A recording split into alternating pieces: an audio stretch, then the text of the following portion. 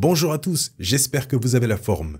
Tous les films Star Wars ont eu le droit à différents scénarios et scripts avant d'aboutir à celui que nous voyons dans le film. C'est normal, c'est comme ça qu'on fabrique une histoire. Je vous ai déjà parlé de la fin prévue à l'origine pour la revanche des Sith, avec Padmé qui réunit les séparatistes à ses côtés pour créer l'Alliance Rebelle dans le but d'arrêter Palpatine et de tuer Vador. Une fin beaucoup plus centrée sur Padmé et sa motivation à se battre pour la démocratie. Bref, aujourd'hui, on retente l'expérience, cette fois-ci avec la trilogie originale, plus particulièrement le dernier de sa trilogie, mon favori personnellement, Le Retour du Jedi, réalisé par Richard Marquand.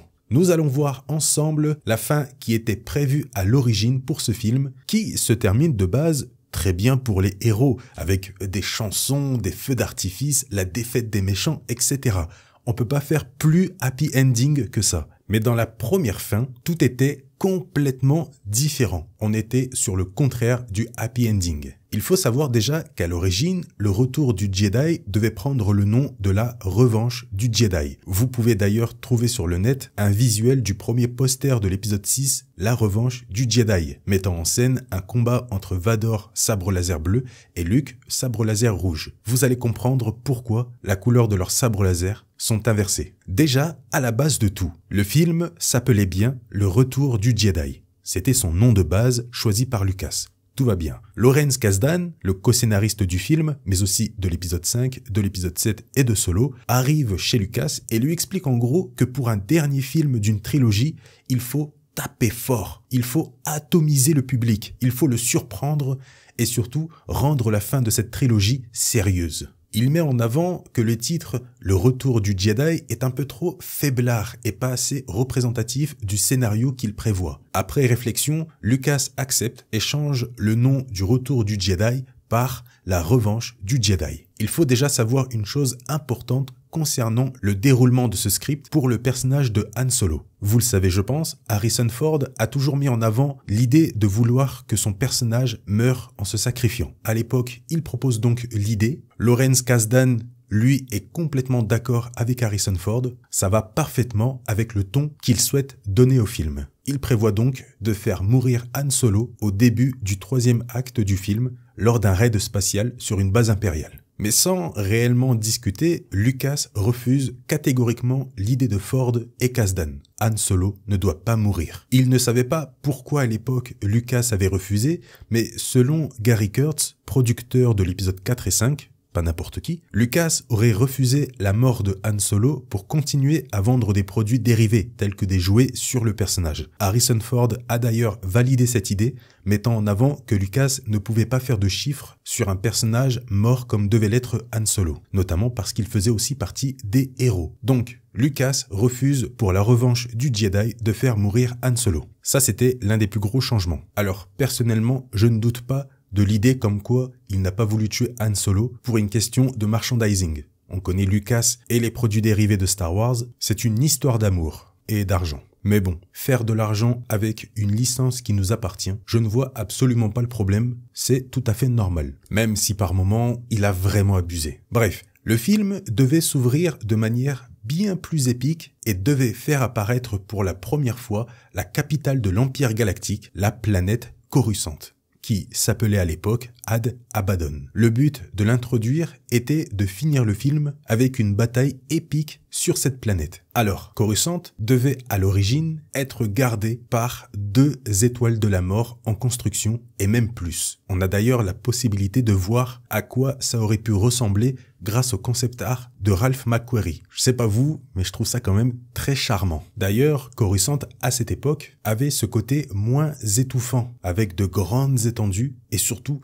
d'énormes structures créant un effet de grandeur très sympa. Mais surtout, tout était très droit, très millimétré pour correspondre au côté très strict de l'Empire. Exit la salle du trône de l'empereur dans la 2e étoile de la mort. Cette salle du trône devait à l'origine se trouver sur Coruscant, plusieurs étages en dessous de la planète, dans une sorte de grotte obscure entourée de lave. Là aussi, on a un aperçu de ce à quoi ça aurait pu ressembler. Plutôt sexy. Du côté des gentils, Leia, qui était devenue la dirigeante de l'Alliance Rebelle, devait se rendre, au début du film, sur une lune non loin de Had Abaddon pour préparer un plan pour détruire les stations orbitales. Cette lune deviendra plus tard Endor. Et à l'origine, elle ne devait pas être peuplée d'Ewoks, mais de Wookiees. Ça aurait eu plus de gueule, il faut l'avouer. Pendant que Leia établit son plan, Luke, Chewie, Lando, R2 et C-3PO se préparent de leur côté sur Tatooine à sauver Han Solo des mains de Jabba. Et comme dans le film final, il y a un combat entre Luke et le Rancor, etc.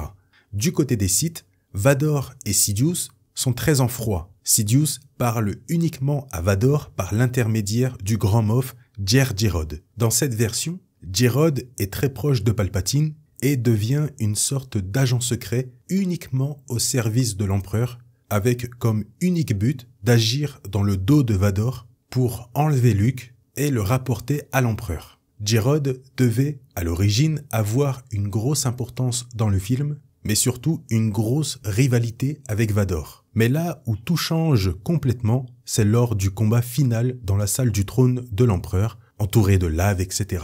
Le combat devait être à l'origine bien plus épique, en faisant participer Palpatine et Vador contre Luke, Obi-Wan et Yoda. Oui, vous avez très bien entendu. En gros, alors que Vador et Luke se battent, l'esprit d'Obi-Wan intervient à certains moments pour tourmenter Vador et protéger Luke de certains coups envoyés par Vador. Et lorsque l'empereur intervient dans le combat en balançant toute la foudre possible sur Luke, Obi-Wan intervient une nouvelle fois en créant une sorte de bouclier de force devant Luke pour le protéger. Sauf que la puissance de Palpatine est bien au-delà de l'esprit d'Obi-Wan, et alors que le bouclier lâche, un deuxième bouclier de force s'ajoute. C'est là que Yoda intervient face à Palpatine pour protéger Luke. Aujourd'hui, ça peut sembler être du gros n'importe quoi. Surtout qu'on sait que les esprits de la Force ne peuvent pas vraiment agir de cette manière en combattant des vivants. Sauf qu'à l'époque, on n'avait pas encore toutes ces règles et ce développement d'univers étendu concernant les esprits de la Force. Donc, ce n'était absolument pas illogique de la part de Lucas et Kasdan de faire revenir Obi-Wan et Yoda face à Vador et Palpatine. Et comme dans la version finale, Vador intervient et jette Palpatine non pas dans le vide, mais dans la lave pour sauver son fils.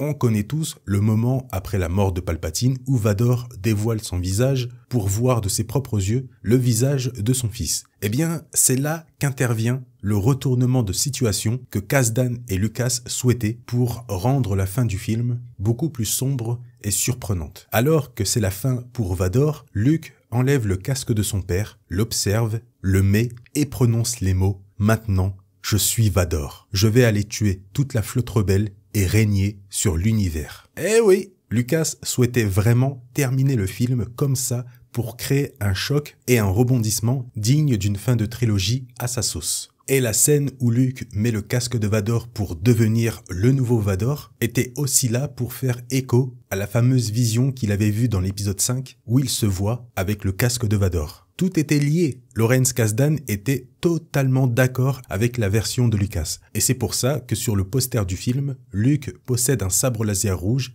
et Vador un sabre bleu, puisque Vador redevient Anakin à la fin et Luke, ayant basculé, prend la place de Vador. Encore une fois, bien sûr, mettez-vous dans le contexte de l'époque. Luke est désemparé après avoir su la nouvelle concernant Vador, il s'est vu à la place de Vador, il emprunte donc le côté obscur pour battre l'empereur et son père, mais finit par être totalement corrompu, respectant ainsi ceux qui l'avaient vu dans la grotte du mal. Alors oui, quand on pense au Luke d'aujourd'hui, on se dit « mais c'est n'importe quoi, il a fumé Lucas ». Mais encore une fois, à l'époque, l'idée était valide et possible. Bon, finalement, Lucas a tout changé à la dernière minute et a complètement transformé la fin de son film. Non pas qu'il n'était pas fan de son idée d'un Luke reprenant le flambeau de son père, au contraire, l'idée était validée, même par Kasdan, mais il a tout changé pour une question de « c'est trop sombre, mon histoire est avant tout pour les enfants ». C'est la même raison du changement radical de Padmé à la fin de l'épisode 3. Gary Kurtz, producteur du 4 et du 5 encore une fois, avait notamment dit que Lucas avait opté pour une fin plus heureuse pour booster les ventes des produits dérivés du film. C'est assez dommage parce qu'il n'a pas changé la fin de son film pour une question de scénario, mais pour une question de profit sur les produits dérivés. Ce qui veut dire qu'il est allé un peu à l'encontre de ce qu'il voulait vraiment pour la fin de ce film.